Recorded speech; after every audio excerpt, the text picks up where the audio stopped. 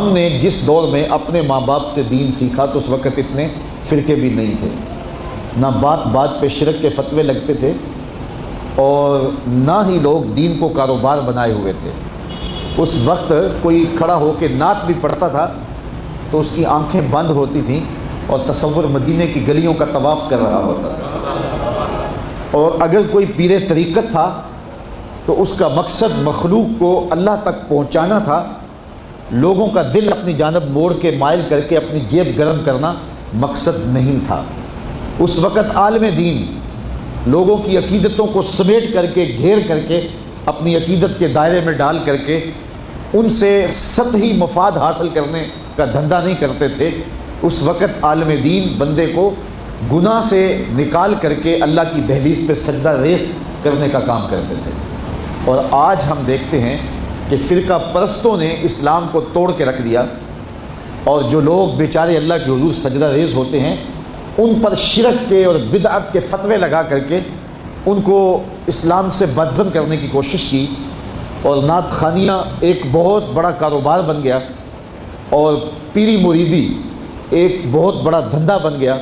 تو اس دور کے اندر اپنی اولاد کو سنبھالنا، وہ طرح طرح کے سوال کرتی ہے، پوچھتی ہے، تو پھر ان کو دین پر مطمئن رکھنا اتنا آسان کام نہیں ہے۔ ہمارے والدین نے ہماری تربیت کی تو ان کے لیے قدرے آسان تھا، لیکن ہمارے لیے اپنی اولاد کو سنبھالنا اور دین کی راہ پہ ڈالنا قدرے مشکل ہے۔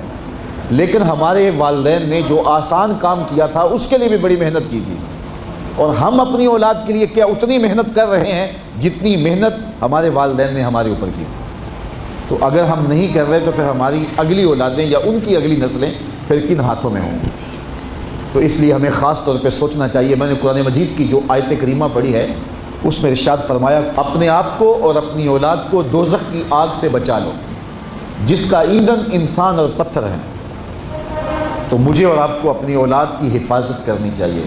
بعض اوقات ہم وطن چھوڑ کے یہاں آتے ہیں اس لیے کہ ہماری اولادوں کا مستقبل ٹھیک ہو جائے۔ ہم خود پردیس کاٹ لیتے ہیں، تنہائیاں کاٹ لیتے ہیں، اذیتوں سے گزر جاتے ہیں، لیکن اولاد راہ مستقیم سے بھٹک جاتی ہے تو ہم نے ان کی دنیا کی زندگی کی تو سنوار دی، لیکن جو حقیقی ابدی اور سرمدی زندگی ہے جو کبھی ختم ہونے والی نہیں ہے تو وہ برباد ہوگی۔ تو ہم نے اپنی اولاد کا بھلا نہیں کیا ہے، اپنی اولاد کا نقصان کیا۔ تو ہمیں چاہیے کہ ہم اپنی اولادوں کی حفاظت کریں، اور اولادوں کی حفاظت کیا ہے؟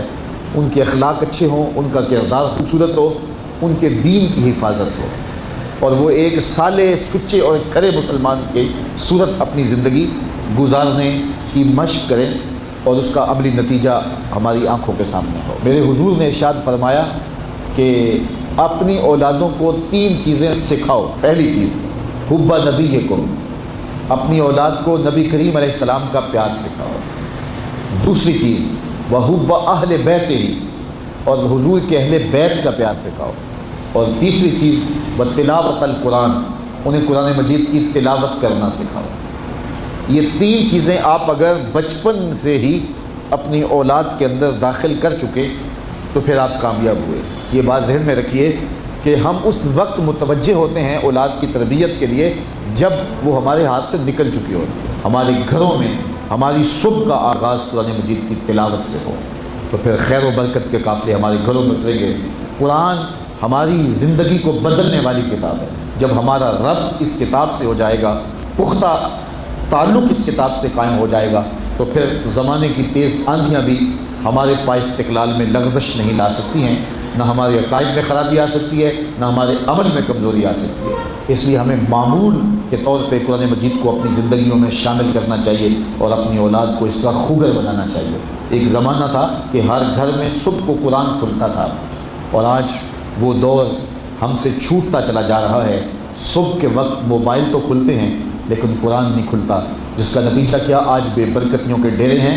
کثرت مال کے باوجود بھی ہم بے برکتی کی بات کرتے ہیں، اس لیے کہ ہمارے گھروں میں قرآن مجید کا چراغاں نہیں ہے۔